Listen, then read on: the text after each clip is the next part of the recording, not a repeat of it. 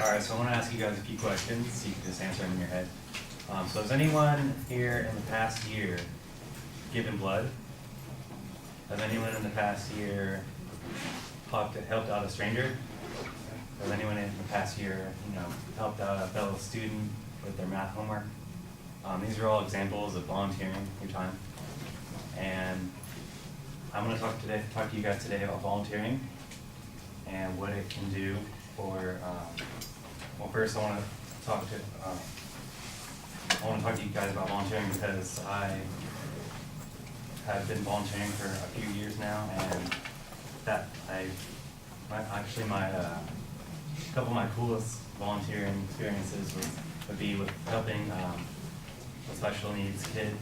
It's part of a program called the Best Day Foundation, and the special needs kid and we get to teach them how to, or help teach them how to surf, stand up paddleboard, and kayak, and it was awesome. And another time would be when I, was helping feed homeless or help feed the people in need at the church I go to. And just volunteering is really, it's interesting because you don't get paid for it, so you get something a lot better than you being paid. You get that tingling sensation inside your gut, inside your stomach.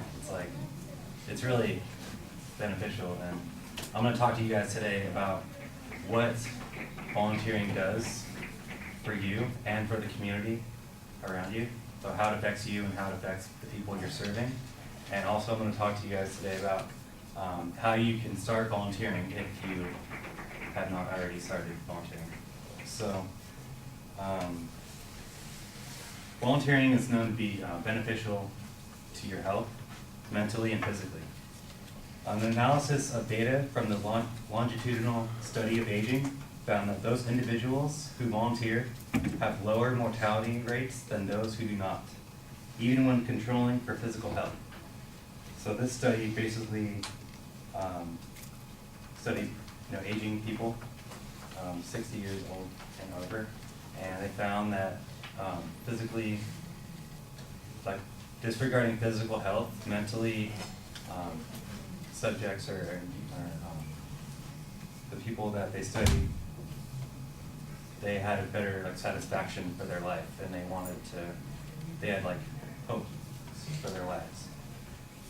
And also using health and volunteering data from the U.S. Census Bureau and the Center for Disease Control, they found that states with high volunteer rates also have lower rates of mortality and incidences of heart disease.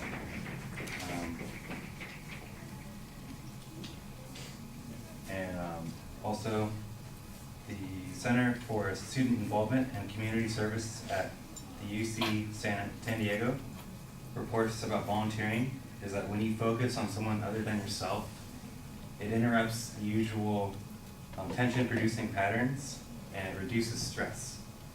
And it allows you to network with your community, and it also, you can even test out a career, see if you want to work in a certain line of work by volunteering for a company or volunteering for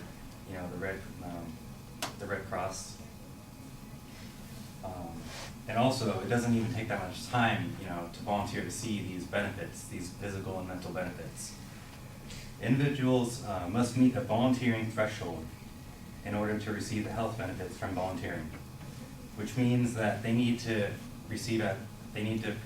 volunteer at least 40 hours per year, up to a maximum of 100 hours per year. So it's basically just 1 to 2 hours a week is all you need to volunteer in order to see the physical and the mental benefits.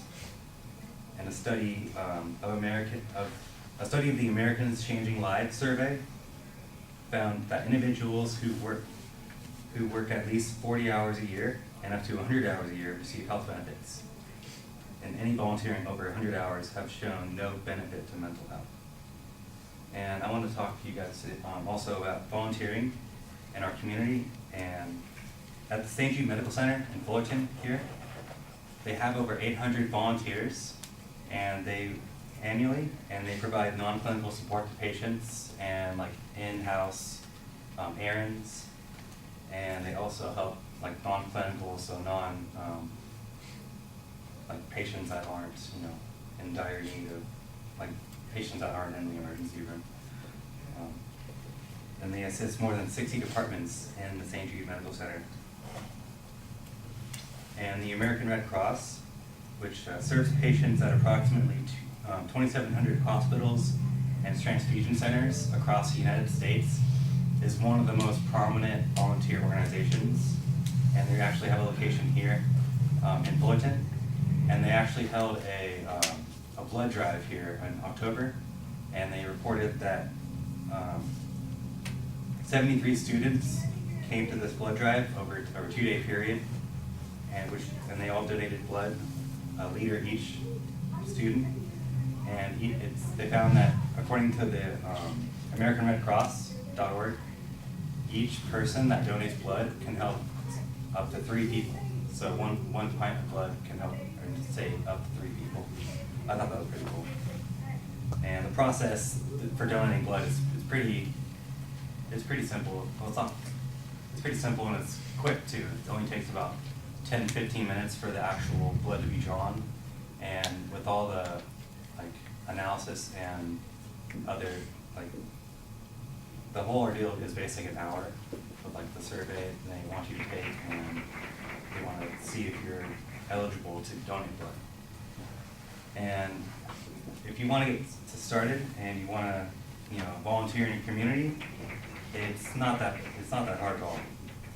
You can consider tutoring in your favorite subject or mentoring younger ones. So, because a 3-year study by Corporation of National and Community Service in 2005 tells us that among college students, volunteers 16 to 24 years old across the U.S., tutoring and mentoring are the most popular volunteer activities. Tutoring is at 26.6%, and mentoring is at 23.8%. And a great website I use is called volunteermatch.org, and this is a really cool website. And you can basically search what you like to do. You can find out what you like and enter it into the website, and it'll match up what you like around you. So it's basically going to show you what you can volunteer for as close to your home, your residence as possible. I thought that was pretty cool, and it's used all over the country. And it has over 90,000 volunteer opportunities, and it's helped over 8 million people connect with volunteer organizations, and 8 million people have volunteered since its birth in 1998. So I feel that volunteering is beneficial to your mental health and your physical health, and it's not that hard to get into it, to start volunteering if you haven't volunteered already. Thank you.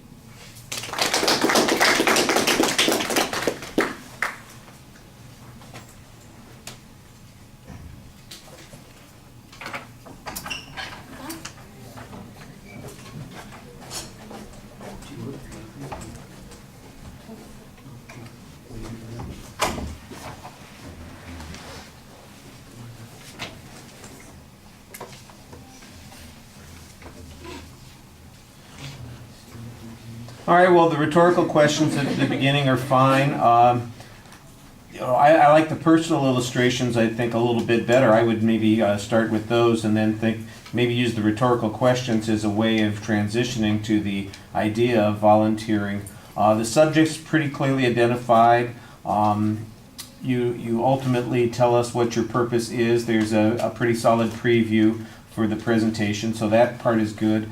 I do think that you need to signpost a little bit more clearly in the body of the speech, but I could still follow what you were saying pretty easily. You've got some good information on the benefits to people when they volunteer for themselves. Sometimes you get a little bit off track. For instance, the illustration about there's not really any benefit if you volunteer over 100 hours a year. I know it's in the study, but it doesn't really address the point that you're talking about. You're talking about what benefits are there to people who volunteer. So that seems a little bit awkward.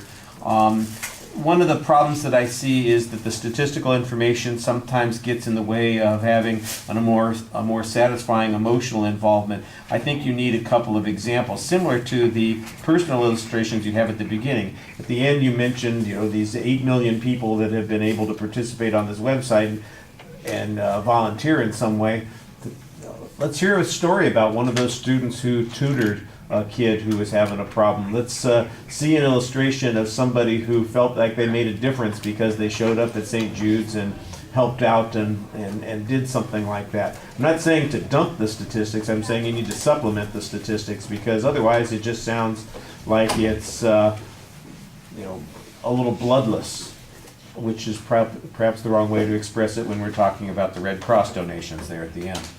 All right, your delivery, your eye contact is very good. Your gestures seem to be okay. I thought that you only went to your notes when you needed the information, which I think is the right way to do it. If you're going to have notes in your hands, make sure you only use them for the quick reference to ideas that are hard to remember otherwise. And I thought that that's what you were doing.